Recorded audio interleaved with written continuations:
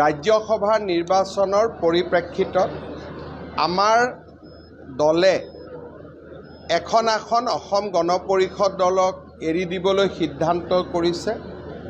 আনখন আসনৰ বাবে 12জন প্ৰাৰ্থীয়ে প্ৰাৰ্থিত্ব আগবঢ়াইছিলে আৰু 12খন আবেদনে আমি নতুন দিল্লীত আমাৰ ৰাষ্ট্ৰীয় কমিটিলৈ আমি প্ৰেৰণ কৰিবলৈ সিদ্ধান্ত গ্ৰহণ কৰোঁ।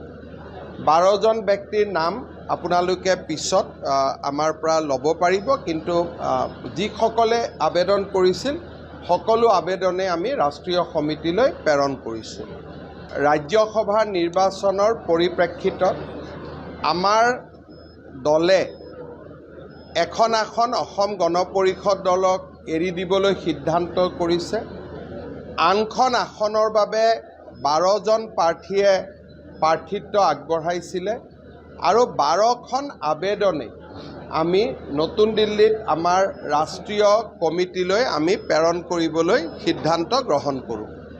12জন ব্যক্তিৰ নাম আপোনালোকে পিছত আমাৰ পৰা ল'ব পাৰিব, কিন্তু যিসকলে আবেদন কৰিছিল সকলো আবেদনে আমি ৰাষ্ট্ৰীয় সমিতিলৈ প্ৰেৰণ কৰিছোঁ। ৰাজ্যসভা নিৰ্বাচনৰ পৰিপ্ৰেক্ষিতত আমাৰ দলে এখন অসম গণ পৰিষদ দলক এৰি দিবলৈ সিদ্ধান্ত কৰিছে। আনখন আসনৰ বাবে 12জন প্ৰাৰ্থীয়ে প্ৰাৰ্থিত্ব আগবঢ়াইছিলে আৰু 12খন আবেদনে আমি নতুন দিল্লীত আমাৰ ৰাষ্ট্ৰীয় কমিটিলৈ আমি প্ৰেৰণ কৰিবলৈ সিদ্ধান্ত গ্ৰহণ কৰোঁ। 12জন ব্যক্তিৰ নাম আপোনালোকে পিছত আমাৰ পৰা ল'ব পাৰিব, কিন্তু যিসকলে আবেদন কৰিছিল সকলো আবেদনে আমি ৰাষ্ট্ৰীয় সমিতিলৈ প্ৰেৰণ কৰিছোঁ। ৰাজ্যসভা নিৰ্বাচনৰ পৰিপ্ৰেক্ষিতত আমাৰ দলে এখন অসম গণ পৰিষদ দলক এৰি দিবলৈ সিদ্ধান্ত কৰিছে। আনখন আসনৰ বাবে 12জন প্ৰাৰ্থীয়ে প্ৰাৰ্থিত্ব আগবঢ়াইছিলে আৰু 12খন আবেদনে আমি নতুন দিল্লীত আমাৰ ৰাষ্ট্ৰীয় কমিটিলৈ আমি প্ৰেৰণ কৰিবলৈ সিদ্ধান্ত গ্ৰহণ কৰোঁ।